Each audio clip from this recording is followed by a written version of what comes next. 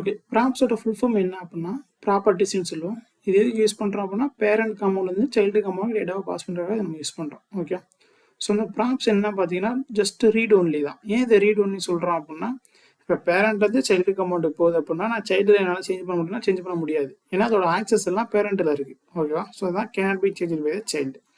Okay, use to send data like test number. So என்ன data வேணால் send பண்ணிக்கலாம். ஓகேவா, ப்ராப்ஸ்க்கு வந்து என்ன டேட்டா வேணால் சென்ட் பண்ணிக்கலாம். Helps in communication between components. So அந்த ரெண்டு காம்பனன்ட்ஸ்குள்ளே தான் கம்யூனிகேட் பண்ண முடியாதனால. ஓகே, ஒன்று பேரண்ட்டு இன்னொன்று child. Okay, enables reusability. So நம்ம ரீயூசபிள் பண்ணோம்னா அது பண்ணிக்கலாம். ஓகே, ஏன்னா ஜஸ்ட் அது கால் பண்ணி நம்ம ப்ராப்ஸஸ் சென்ட் பண்ணுறோம், அது எங்கே யூஸ் பண்ணுமோ யூஸ் பண்ணிக்கலாம். ஓகேவா, ஸோ என்ன அப்படின்னா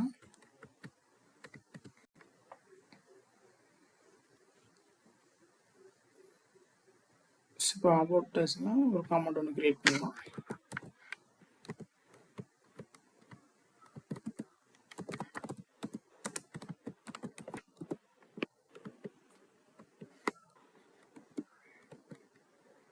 ஓகே, ஸோ இப்போ என்ன பண்ணுறேன் அப்படின்னா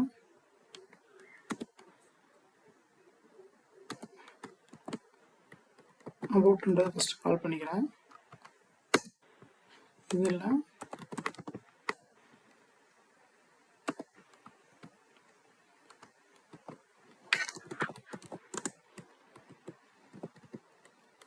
ஜஸ்ட் ரியாக்ட் லேண்டிங் போட்டுக்கிறேன். ஓகே, ஸோ இப்போ நான் கால் பண்ணுறதுக்கு இந்த இடத்துல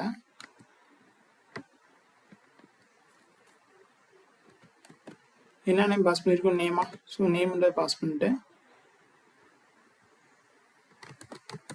ஸோ என்ன போடுங்க அதை கலி ப்ராசஸில் போட்டுருவேன்.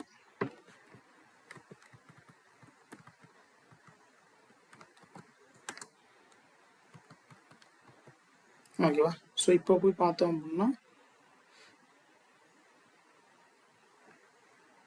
நேம் ரியாக்ட் லைனிங் ஷோ ஆகுது. ஸோ எப்படி ஷோ ஆகுது அப்படின்னா ஒரு காம்பவுண்ட் வந்து இன்னொரு காம்பவுண்டுக்கு டேட்டாவை பாஸ் பண்ணியிருக்கோம் அப்படின்னா அது வியூ ஆகுது. ஸோ நான் டேட்டா அப்படின்னா பேரண்ட் காம்பவுண்ட் சைல்டு காம்பவுண்டுக்கு டேட்டாவை பாஸ் பண்ணியிருக்கேன். ஸோ இப்போ என்ன அப்படின்னா ஆப்ன்றது நமக்கு பேரண்ட் காம்பவுண்ட், பாப்